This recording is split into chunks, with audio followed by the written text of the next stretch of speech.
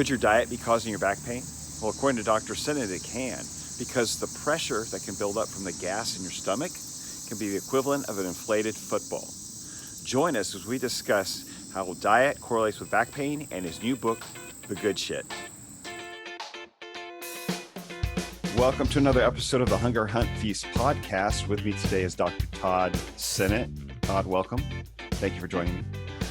Thanks for having me. Dr. Sinett is a doctor of chiropractic medicine, but he has also created something I found quite interesting and unique, and that is a really holistic healthcare practice covering a number of patients' needs. And we'll unpack that a little bit. But I think as well as the author of several books and creator of the Back Bridge, which I've been enjoying actually. I've been putting to use, yes, especially all the time at the desk that I put in, and with the added focus on online services that 2020 has brought us.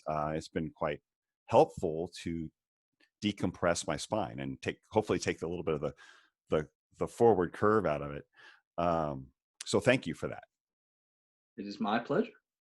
Well, let's kind of talk about your practice there that you created, which is, I think, incredible that as a chiropractor, your chiropractors are known for creating wellness practices, wellness based. They tend to go and they address a number of issues besides just maybe a structural source. But what you've created is much more broad and brings in different areas of medicine into one place. Yeah. So it's called True Whole Care. Is that correct?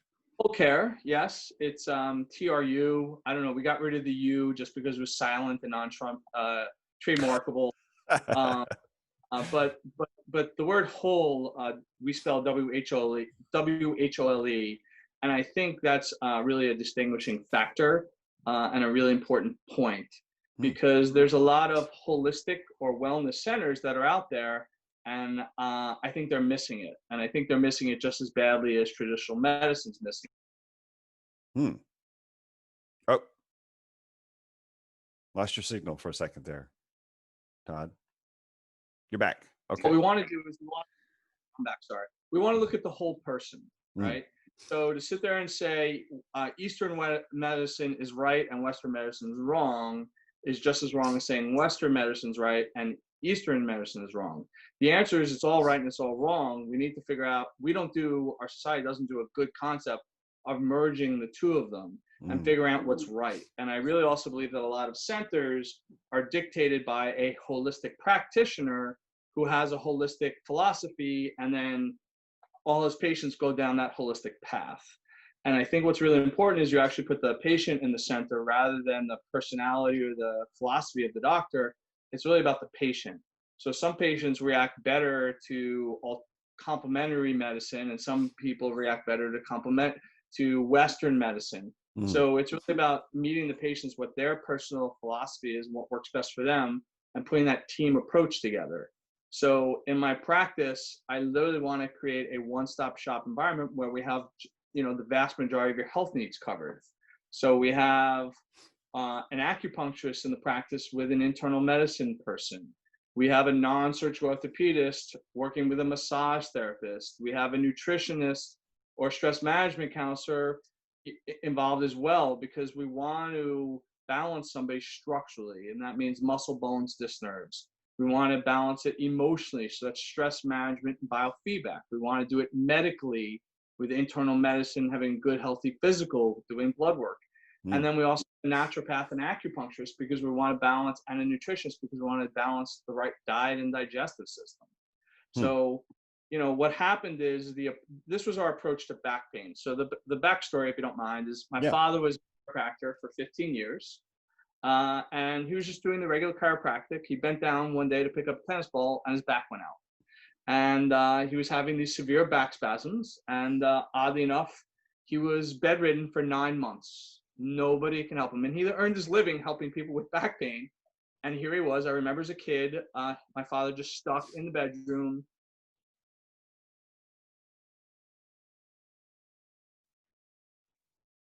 exploratory surgery for him, which he wasn't going Mm. to do. And he wound up seeing this doctor who asked my father some very different questions and examined him very differently. And my father was extremely healthy, but back then, as long as you were thin, you could eat whatever you wanted. And my dad grew up in a household that had dessert after every meal and just a lot of sugar. And then essentially, my father was sensitive to the sugar. The sugar upset his digestive system. The digestive system that gets inflamed and irritated reflects and affects the muscular system. So Mm. the concept of making sure that you have the right diet and nutrition to have optimum muscular function was so foreign back in 1975. And Right. even today, I get incredulous looks. I'm really the only one out there in the public who's saying that your back pain can be diet or digestive. So again, if I sit there and tell patients, do you feel like having a good healthy diet is good for muscular function? They'll say yes. But if I flip it and I sit there and say, well, would you also agree that not eating right for yourself, that creates a lot of digestive irritation or inflammation, can create a lot of muscular pain? They'll be like, yeah, I guess so. So you kind of put two and two together, and yes, back pain can absolutely be caused by digestive dysfunction. So again, circling back, our approach was to try and treat back pain from a structural source, an emotional source, and a digestive source. So if you're not addressing all three of those components, you're missing 2/3 of the equation. So Mm. my premise is the reason why we have so much back pain suffering is because we're presenting a third of the information, we're acting as if it's all the information, and we're missing it. So that's why you have all these failed back surgeries. That's why you have people going to chiropractors, and I'm a chiropractor, going once a week for the rest of their lives and not really improving. That's why there's so much suffering out there. It's a philosophical approach. So you need to take a whole approach to people suffering from back pain. But the interesting thing is back pain is a lot of times really just more a symptom of an underlying health imbalance. So we want to take this approach not just on back pain, but we want to take this approach for all of our conditions. Sure. So for elevated blood pressure, doing meditative breathing, lowering your response, having a healthier diet, proper exercise, proper postural alignment, it all ties together. And that's what we did. So we created True Whole Care. That's awesome. It's that Give me absolutely the case because, yeah, I mean, well, so much of medicine resides in silos of specialties, and they don't talk to each other. And you can have so many times I've talked to people, clients who they have one doctor telling them one thing, another doctor treating something else, and there's no communication, and you have a conflict of medications at times. You have a conflict of Yes. perspective, and nobody's communicating. Yeah, it's funny because I think one of the main problems in diagnosing and treating back pain is I say that who you see is what you get. So Mm. if you wind up going to internist or your primary care doctor, they're going to write either a PT script, they're going to write some medication, a script for medications, anti-inflammatories, or muscle relaxants. If you go to a chiropractor, they're going to give you adjustments. If you go to a non-surgical orthopedist, they're going to give you some injections. If you go to a surgeon, they're going to recommend surgery, a physical therapist, exercise. And we don't do a good job differentiating or communicating. Mm-hmm. So each of these professions could be the key to get rid of your back pain or back problem. But what we don't do a good job, and what we need to do, is it's not about who you see is what you get. It's what you receive is based on what you have and what the cause is. So if you can have everyone speaking to one another and communicating, you can figure out what the right cause is. So I wrote a book called 3 Weeks to a Better Back. And I put a whole survey and questionnaire in there so we could figure out if we think your back pain is structural, if you think your back pain is digestive or nutritional or dietary, or if we think it's emotional, and what combination of so. And then what we do is, if we think your back pain is structural, a phase 1 would be, you always want to do least invasive to most invasive. So if your back's bothering you and you think it's structural, do some home exercises, check out my back bridge product to realign your posture. See a chiropractor, see a physical therapist, see a massage therapist. If that doesn't work, then you go to the non-surgical orthopedist. But the last thing you want to do is go to step 10 of consulting with an orthopedic surgeon or having an MRI very soon in the process, because then that leads to higher specialist consultations too soon without better patient outcomes. If we think it's digestive or diet related, change your diet, see a nutritionist, see your GI doctor, maybe see your primary care doctor. If we think it's emotional, work on your stress release, do some meditative breathing, see a biofeedback counselor to work on your stress response, go to a therapist. I had spoken to you earlier that the amazing thing is that anti-inflammatories have found to work better than, antidepressants actually found to work better than anti-inflammatories in treating back pain, because emotions are the number one factor for back pain. So it kind of makes sense that antidepressants would work better than anti-inflammatories. Am I recommending antidepressants right at the beginning? No, I'm not. But can they be helpful? Yes, they can. Gotcha. So there it is. Yeah. Oh, I mean, it's a perspective of cause. As you said, it depends on whatever someone's specialty is. That's the only way they know to address it. But when you have a variety of perspectives, you can get a bigger picture of maybe what the cause and where to start your treatment. It doesn't have to be as invasive or complex necessarily.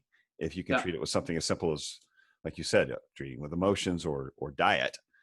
The variety of perspectives should be a huge asset for everybody, because we have so many different avenues to go down. Right. But when the variety of perspectives are dismissing everyone else's perspectives and they're not communicating to one another, it's really more a hindrance right now. And I think it should be an advantage, not a disadvantage. Right. A team effect, a team effort. Right. Together your team. Yeah. Right. You want to figure out what you need in your team, and then you want to put together your team.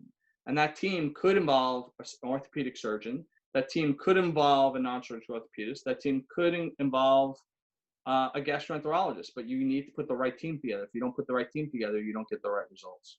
Right. Right. Absolutely. Well, so I can see where your latest book kind of came out of, the good shit book, as it's called. Yes. And that's coming out when?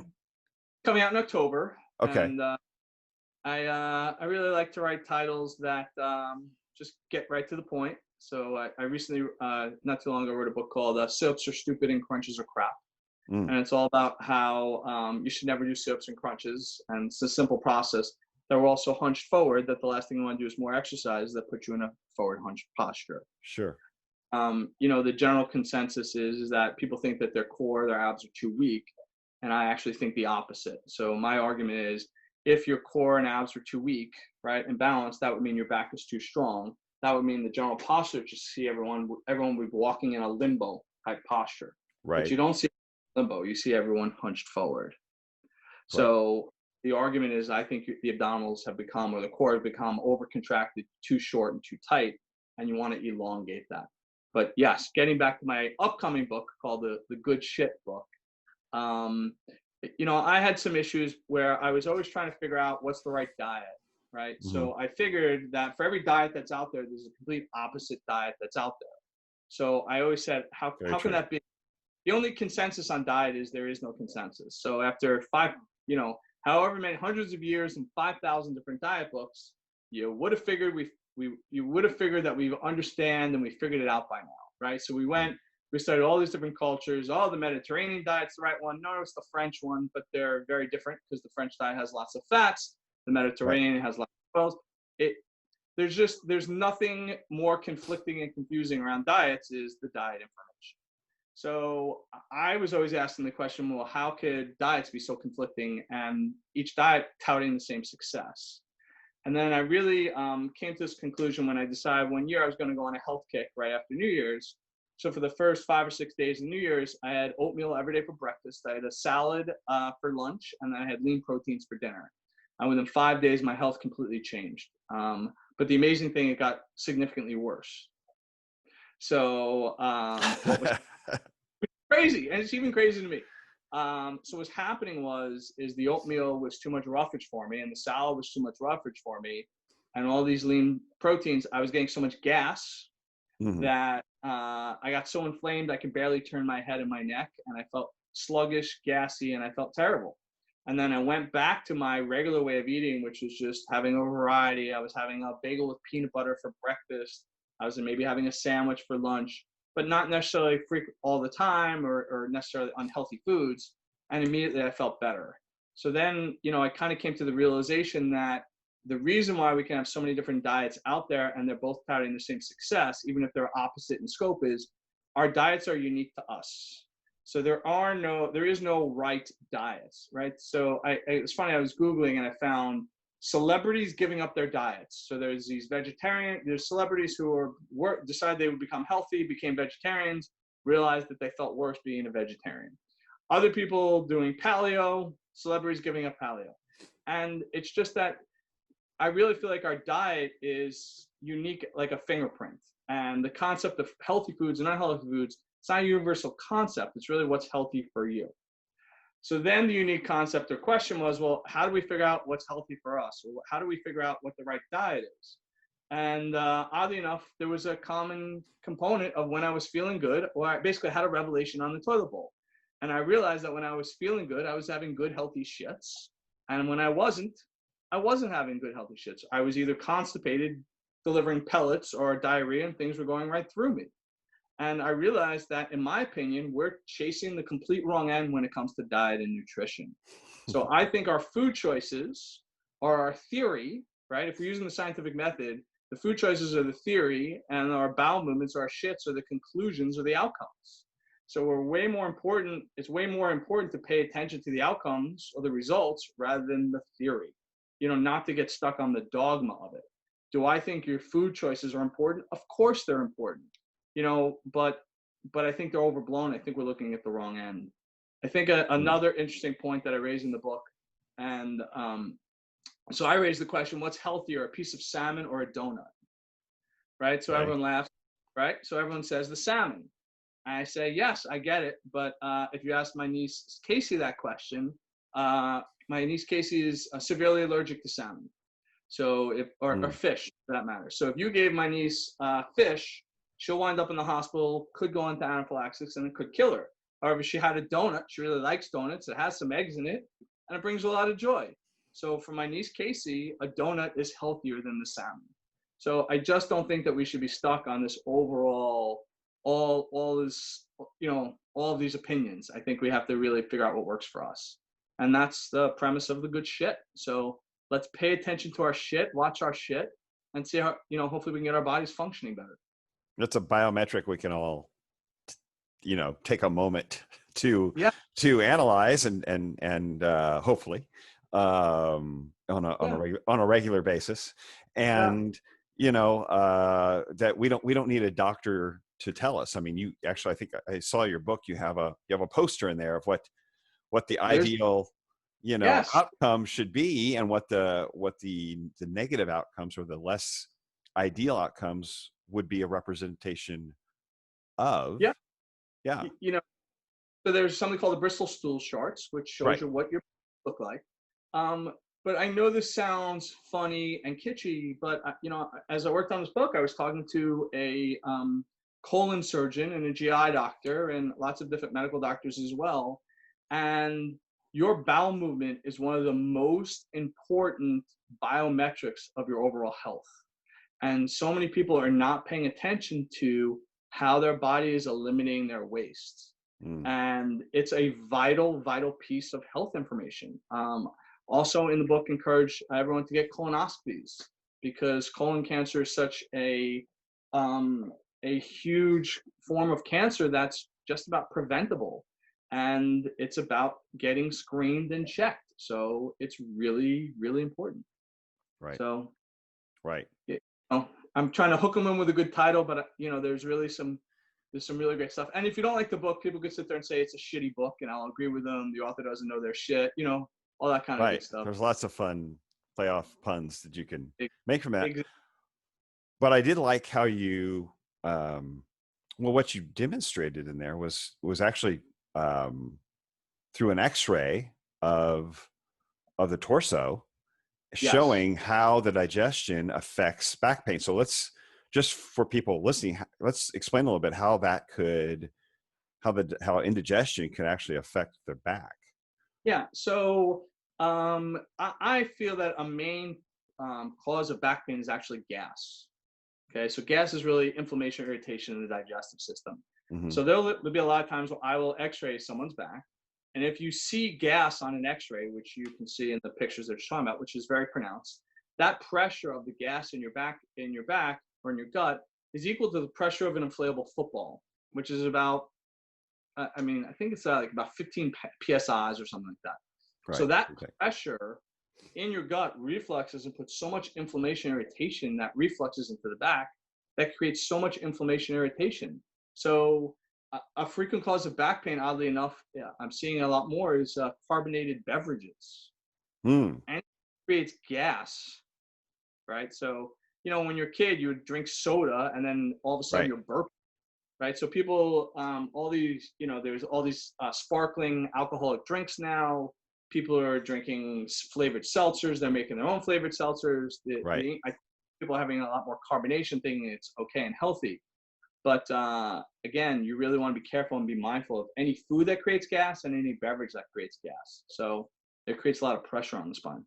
Yeah, I would think a carbonated beverage would also take some of the acidic quality out of your stomach acid as well. That wouldn't kind of Throws off the. Yeah. So, I mean, and acid, we rely on acid for our digestion. It's the first thing our food hits is acid. So, I mean, that could be a huge component as you point that out. So the gas in the abdomen, you're talking about 14, 15 pounds of pressure, and that pressure is pressing on the spine, causing compression, causing Inflammation, irritation, pressure. Okay. Okay. So it can create lower back pain, it can create neck pain, shoulder pain, any type of musculoskeletal symptom you can think of, gas can be the cause. Wow. So yeah, I mean, this was the revelation that we had with my father back in 1975. So I can't urge people enough that if they're suffering from back pain or if they're about to undergo any invasive procedure, rule out your diet as the cause, because within 2 weeks, you're going to have your answer, right? So check out my book, 3 Weeks to Better Back, and I'll steer you in the right direction of what kind of diet may be best for you. But we want to figure out what could be creating this gas, reduce it down, get rid of it, and let's see what happens. Yeah, a lot of people don't realize that, they're trying to eat vegetables. And I know talking to people as we get older, they have a much harder time, as you mentioned, digesting salads or raw vegetables Yeah. as they get older. And I just talked to a lot of people who their whole life they've had a problem, especially a lot of women. They have a hard time with digesting raw vegetables and salads. They do better with cooked vegetables if they're going to have vegetables, or eliminate them altogether. Some people, but they just can't digest them. They get bloated. They feel uncomfortable. It throws off everything else they eat as far as digesting it. And so that, like you said, and then while others, you'll see them just chowing down on raw, bell peppers, and they're eating all the onions they want, and The green drinks that everyone's drinking. Again, everyone's digestive system is unique, and we need to really start paying attention. So often patients will tell me, I didn't realize how bloated or gassy I was until I changed, or until I got better. And then I realized, you don't realize how off something is because they just think it's normal, right? It's not normal. It's just misery has a lot of company. It's not normal to have back pain, right? It's not normal to always feel sickly full after you have a meal, or always feel pressure in your abdomen, or always have back pain, or have to be careful with where you're bending. It's not normal. It's just common, unfortunately. I see that. So I would think this would affect more of the areas than just their back. So, I mean, you're probably seeing other, if they clear this up, this is like one symptom out of a problem that might be causing others. Completely. I mean, I just give the simple analogy of, if someone's very sensitive to sugar, the sugar stresses the adrenal glands, which are your stress glands. The stress glands relate to a muscle called the sartorius muscle. The sartorius muscle controls the alignment of your hips and your pelvis and inserts into your knee. Okay. Right. So if that sartorius muscle is pulling asynchronously on one side or the other because of too much sugar, it throws off your alignment. If it throws off your alignment, then you go run into first base and you tear your hamstring, or then you go and tear your knee up, or then you go and lift a simple weight and your back goes out.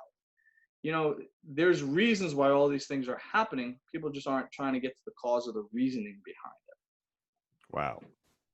Well, I would think if they cleared something like this up, or they started having, the ideal bowel movements, they might notice other things that relate to their immune system improving. They might really, allergies, Allergies, skin, headaches. Yeah. Just your skin. The skin this job, it's the largest excretory organ in the body. So when people are breaking out, right, your skin is working overtime to rid your body of the toxins. So people always say, do I need to do a detox? And I was like, well, your body has its own detox. It's called your shit. Yeah. So if you have good, healthy shit, your body is detoxified. And if you're not, you're not. So. And it'll find other outlets. It'll find other ways, or it'll just continue to build up in the system. Exactly. Right. Yeah. So it affects the whole immune system in that way. But that, you're right. Elimination, we have a certain amount of elimination required.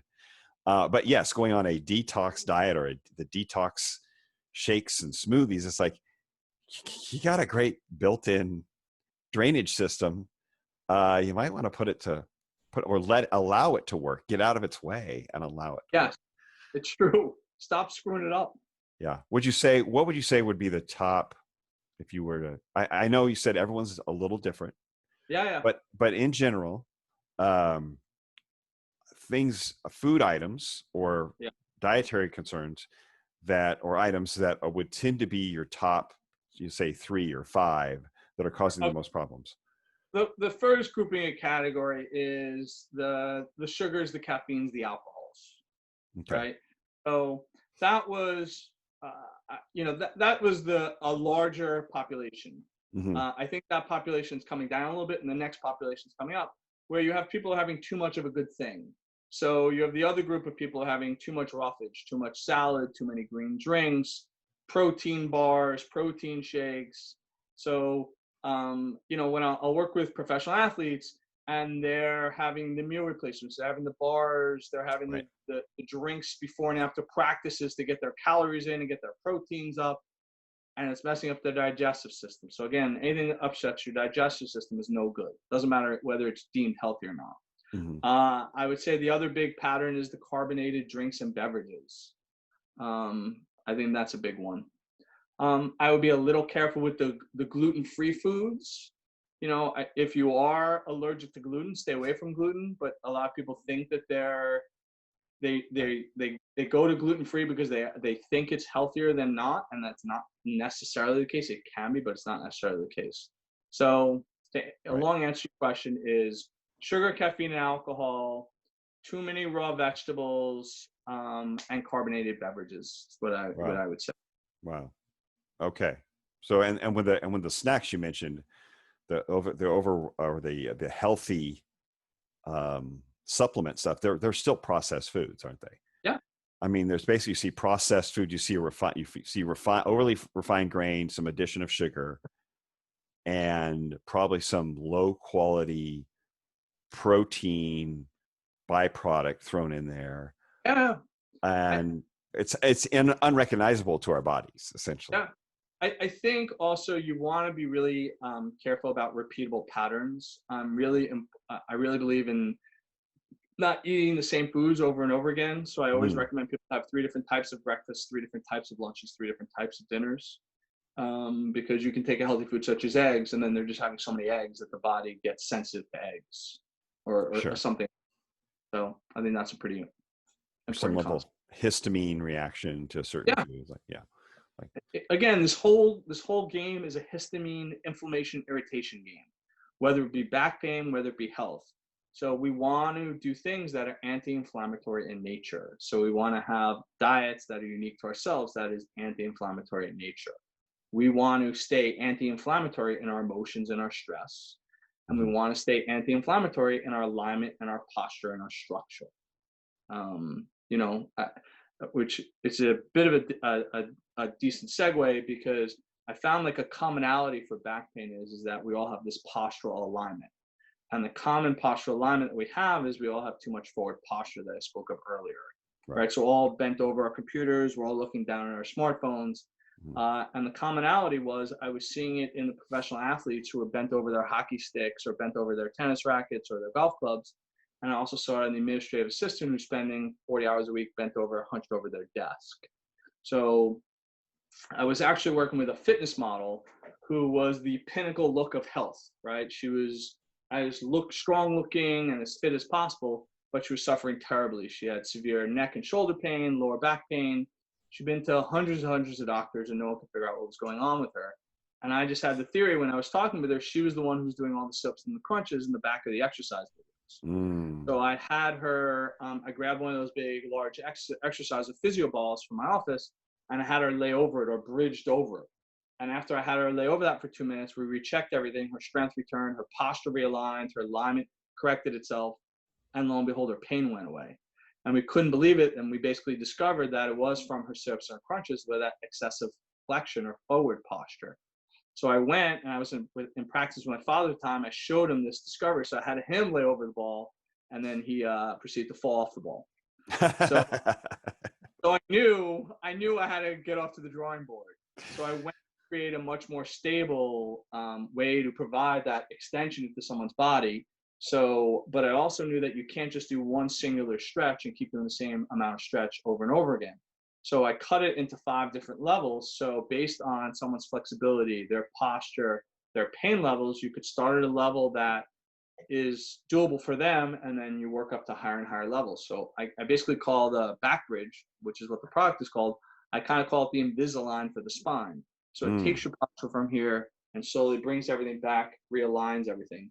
And then once you have proper alignment and balance, your strength improves, the inflammation cuts down, the irritation goes away, gets rid of your pain, and really brings tremendous amounts of vitality back in your body. So it's been a lot of fun to be able to put out this product to help as many people as we have. So it's called Back Bridge. I'm sure. Oh yes, and I've enjoyed it. Yeah, it really opens up the thoracic spine. I mean, exactly. It's amazing. And I have personal issues with my hip flexors, psoas, obliques, all that. And you're right, the abs are too tight, just trying to bridge up. I see these yogis, these yoga people are all over social media doing these things with the back that I can't even imagine, being a lifter, and squatting and deadlifting. And I always joke when I love working with professional bodybuilders as someone who does a lot of lifting. And, if you ever look at a weightlifter or a serious weightlifter, they can barely turn their heads. So the comedy scoop is if you ever look at them, they always turn their heads like this, right? It's because their overdeveloped traps are getting in the way, right? But it has nothing to do with we were never designed where one muscle's development is going to get in the result of someone else's development. But what's happening is that they've trained so much, they've done so many sit-ups and crunches, it's literally as if they're walking around with a straitjacket. So they can't turn their head very far. So a very simple way, or a good way for me to check to see if they have core imbalance, is you sit up nice and tall, turn your head to the right, raise your arm above your head, and then what you're doing is you're stretching and lengthening the abdominal muscles. And if you're able to see further, you have too much forward flexion or too much core imbalance. So it's a very easy and simple way to see if you're suffering from it. Wow. And so your response is get away from the pulling forward, the crunch, and do more extension, essentially. Yes. Oh, right. So the premise of the sit-ups, the stupid and crunches, a crap book is the whole first part of the book is me telling you why you should never do them. And a lot of people are happy to hear them because a lot of people innately know that they're hurting themselves when doing them. But they're hurting themselves not because they don't have good form. It's because these exercises continually put you in that straitjacket type pattern. Sure. So what we want to do is to get the abs or the core function you always want is we want to do exercises or core exercises that elongate and lengthen the spine, right? So that's a whole component. But you want to have this whole 360-degree look at it where you have to lower your percentage of body fat, which everyone's talking about. So aerobic exercise is very important. You want to do anaerobic lift weights, and diet is very important as well. You got to lower your percentage of body fat. Right. So I saw a great T-shirt that said, "My beer belly is a protective covering for my six-pack abs," and I thought it's funny because the funny thing is it's really kind of true, right? So once we can lower or maybe a little bit, but once we can lower the percentage of our body fat, we're going to see some better looking abs. So in conjunction with the right exercises, we're going to get there. Right. Well, even the visceral fat that builds up, say around the organs, it's below that muscle is pressing those out, overextending those abdominals in a different direction, but making them like this as well. If you're walking around with a gut, it's like you're walking around almost carrying a baby. You really, we got to get rid of that. And they're not being used, again, not being used properly, going the wrong direction, or the other direction, but still not having use of those proper use or proper structure. So, I mean, that's the beer belly. But yes, you're absolutely right. I mean, you can't improve your health enough to reduce visceral fat, whatever that, whether you're walking around jacked or not. I mean, if you can reduce the visceral fat and have your spine in enough alignment that everything's working correctly, I mean, I think that affects organ function as well, Completely. doesn't it? Just from breath alone, right? So I just have Mm, people, if you just turn your arms in and try and take a deep breath, it's very, very difficult. If you're out and open like this and you open up your chest, your air intake is going to be very, very different. So right, just getting to the importance of breath and air and the impact that that has throughout your body. It's just a very, very right. easy, simple example. Absolutely. Absolutely. So yeah, I would breathing through your diaphragm, allowing all that to be mobile. But I would think even just being able to extend the spine, just how everything lines up. I mean, I Yeah. think that can affect, from what I understand from chiropractors, how that affects how the organs sit and how they It function. affects everything. So the spine controls your nervous system, right? Hmm. Which is the messages from the brains coming out the spine, and all this, throughout the spine come all the different nerves, so all the different organs and muscles. Hmm. And if we're going to have a better performing spine, you're going to have a better performing body. So, it's really that simple. We want it. It's very, very important to have proper alignment, right? We're losing our posture and we're losing our body's leverage and alignment. And when you restore that, amazing things happen. And when you lose that, terrible things happen. So Hmm. not just musculoskeletal wise, but digestive wise, breathing wise, energy wise, blood flow wise. Absolutely. Absolutely. That's amazing. That's amazing. Now, where's your practice? Is it the Upper East Side? Is that where It's you are? actually in Midtown Manhattan. Oh, Midtown. Uh, Okay. there's a little quiet right now, but You hope. uh, yeah, I love mean, to be. I know what you mean. It's quiet. Yeah, it's like it's eerie how quiet some of the big cities are right now. Yeah. So it's in Midtown Manhattan on Madison Avenue and 53rd Street in New York City, is where my practice is. Hmm. My books are available on Amazon, website of drsinett.com. And if Okay. anyone wants to check the Backbridge, it's backbridge.com. Backbridge.com. Okay. And your book, are you now are you I mean you have a lot of social media channels here that Yes. I saw. So for it, which is wise. I'm I'll do something new and it just kind of glumps in. But you've got it really for the back bridge for the book. I mean, what's the ideal place for people to see what you post and reach you and hear what you have to say? Go to drsinett.com and that'll steer you in the directions that you want to be in. Um, my books I wrote, again, something called 3 Weeks to Better Back, which is a Hmm. self-help back pain diagnosis book. Hmm. I wrote a book, if you think your back pain is diet related, called the Back Pain Relief Diet book. I have the Back Bridge, if you think a lot of your back pain could be very much structural, postural. And then I did a whole stretch book around it. So the Back Bridge isn't just for your back. You're able to do a full body stretch, because I really do believe that you want to alter the intensity of a stretch. So with the Back Bridge, you're able to alter the height so you can progress through different stretches. I wrote the core fitness book called Sit Ups Are Stupid and Crunches Are Crap.